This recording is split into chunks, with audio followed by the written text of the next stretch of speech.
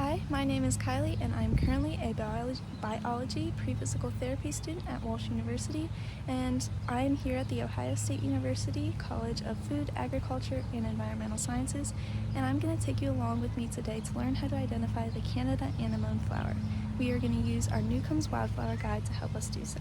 There are three main characteristics we must first look at: the flower type, the plant type, and the leaf type.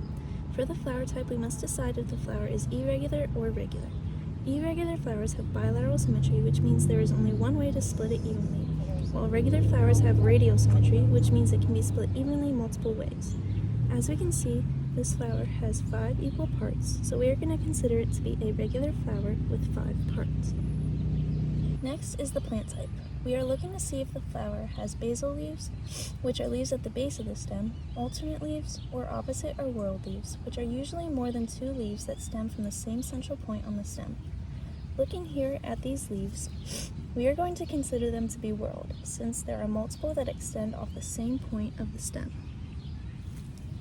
Now we can look closer at the leaves to determine the leaf type.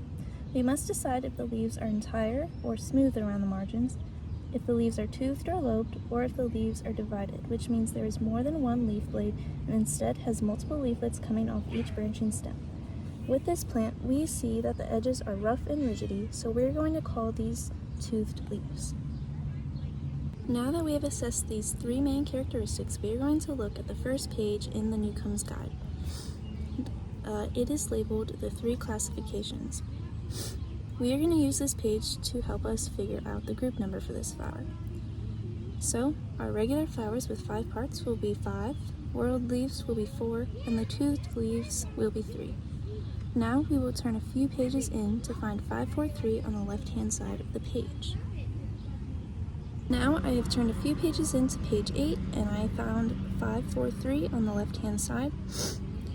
It is going to have us look at a few more details about the flower. Following the indentations, it asks if the flowers are yellow or not. Our flowers are white, so we are going to continue under the indentation flowers are not yellow. Next, it asks if the leaves are deeply or shallowly toothed or lobed. Looking at these leaves, we are going to consider these leaves to be deeply toothed. This classification tells us to continue to page 280, so we will do that now. Now we are here on page 280, we can read down through all the descriptions of the flowers and find that the Canada anemone description fits our flower perfectly. One thing that we must double check though is the width of the flower. Using this ruler here, we can confirm that the flower width fits the description and is between 1 inch to 1.5 inches wide. There you go. We confirmed the flower width. The lower stem leaves are in whorls of 3. They are deeply lobed leaves, and the plant itself is about 1 foot or 2 high off the ground. So here we have the Canada anemone flower, also classified as the Anemone canadensis. Thanks for coming along with me, guys. I hope you developed some plant identification skills and learned how to use your Newcomb's Guide to identify unknown species.